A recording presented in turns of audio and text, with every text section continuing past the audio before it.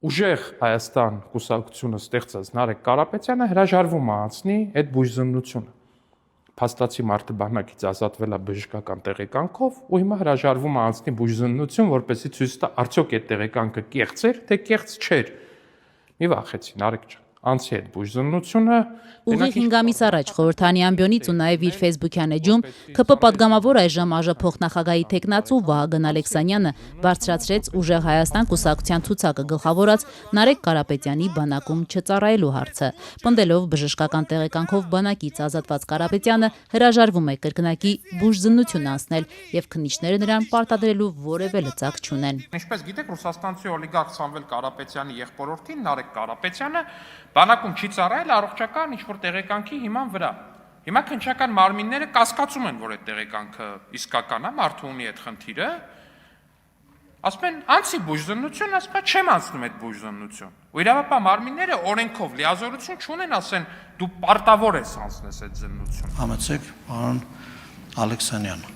Ամիսներ անց Վահագն Ալեքսանյանն օրենքի նախագիծը ներկայացրեց խորհրդարան եւ ընդամենը 2 օրում իշխող ԿՊ-ն քրեականացրեց բժշկական փորձաքննությունից կամ նմուշ տալուց հրաժարվելը։ Քրեական դրում ազգային ժողովի պատգամավորներ Վահագն Ալեքսանյանի ներկայացրած Հայաստանի Հանրապետության քրեական օրենսգրքում լրացումներ կատարելու մասին օրենքի նախագիծը երկրորդ ընթերցման եւ ամբողջությամբ ընդունելու մասին հարցը քվեարկություն։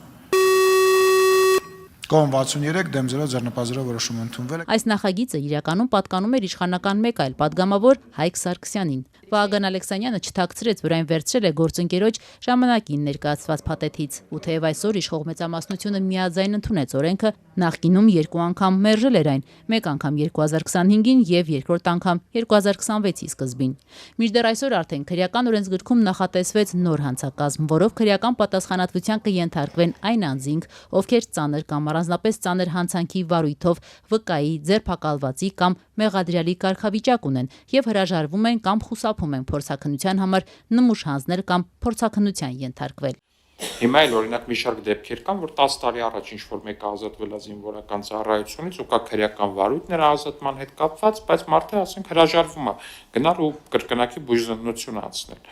Հետևաբար այս օրինագիծը կարծում շատ կարևոր օրինագիծ է եւ պետք է ընդունվի։ Իհարկե Վահագն Ալեքսանյանն այսօր Նարեկ Կարապետյանի անունը չհիշատակեց, սակայն քննչական կոմիտեն դեռևս ամիսներ առաջ քրեական վարույթ էր նախաձեռնել Նարեկ Կարապետյանի վերաբերյալ փաստաթուղթ կեղծելու կամ խաբեության այլ ճանապարհով զինծառայությունից խուսափելու հոդվածով։ Վարույթի շրջանակում առողջական խնդիրների հիմքով ծառայությունից ազատվելու հանգամանքները ուսումնասիրելու նպատակով նշանակվել էին փորձաքննություններ։ Սակայն ինչպես փոխանցեցին քննչական կոմիտեից, Կարապետյանը մեջբերում եմ չի անցել որոշ ռենտգեն հետազոտություններ, որոնք անհրաժեշտ են եղել համապատասխան գործընթացների շրջանակում։ Նախաքննությունը դեռ շարունակվում է, Կարապետյանը մեղադրյալի կարգավիճակ չունի։ Ընդդիմությունը մտավախություն ունի, որ խորհրդանի արտահերթ նիստում այսօր ընդունված նոր օրենքը կարող է մահակ դառնալ ընդդիմադիր հայացքներ ունեցող անձանց դեմ։ Նախքան քվեարկությունը Պաշտպանության հանձնաժողովում ընդդիմադիր պատգամավոր Գեգամ Մանուկյանն այսօր հարց բարձրացրեց. արդյոք այս նոր օրենքը տարածվելու է բոլորի, այդ թվում իշխանության անդամների վրա, թե դառնալու է ընդամենը ընդդիմադիրների դեմ ճնշման հերթական գործիք։ Որտեղից այդ երաշխիքը, որ քրեական գործ կհարուցվի իրականում բոլոր զորակոչից անօրինական ազատվածների հետ կապված եւ ոչ թե այս կամ այն ճաշակով քրեական գործ կհարուցվի։ Հայաստան խմբակցության պատգամավորը բերեց փոխարտգործնախարար Վահան Կոստանյանի օրինակը, նշելով, որ նա էլ է ազատվել բանակից առողջական խնդիրներով։ Հայաստանի Հանրապետության արտաքին գործերի նախարարի տեղակալ 3 տարի ասպերանտուրայի պատրվակով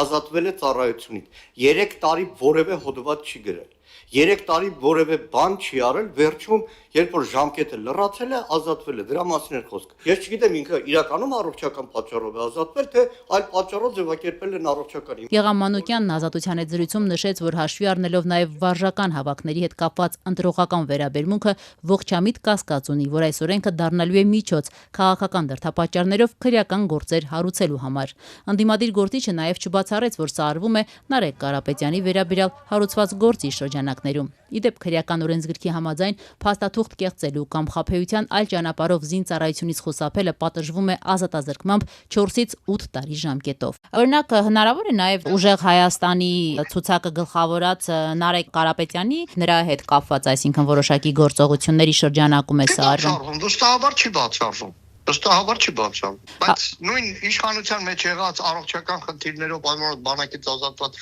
որևէ դեպքի հետ կապված, որևէ մեկը չենք լսել, չէ՞ քրեական գործառույթի մասին։ Ընդդիմադիր падգամավորի հնչեցրած մտահոգությունների մասին օրենքի հեղինակ Վահագն Ալեքսանյանից արձագանք ստանալ չհաջողվեց։ Այն, որ այսօր ընդունված օրենքը հափշտապ է բերվել խորհրդարան, չի շրջանառվել, հանրային կարծիք նախագծի վերաբերյալ չկա, իր խոսքում ընդգծեց կառավարության ներկայացուցիչ արդարադատության փոխնախարար Գևորգ Քոչարյանը։ Եվ քանի որ օրինագիծը նրա ձևակերպմամբ շատ զգայուն է, Քոչարյանն առաջարկեց քրեական օրենսգրքում կատարված այդ փոփոխությունը տարածել ոչ միայն զորակոչից ազատված անձանց, այլև առհասարակ բոլոր քրեական վարույթների վրա, սահմանելով ավելի մեղմ պատժաչափեր։ Ըստ այդմ, առողջական խնդիրներով զորակոչից ազատված այն անձինք, ովքեր քրեական վարույթի շրջանակում կխուսափեն կրկնակի բուժում անցնել, կպատժվեն տուգանքով 1.5 միլիոն դրամի շրջանակում կամ կդատապարտվեն մի քանի ամսից մինչև 2 տարվա ազատազրկման։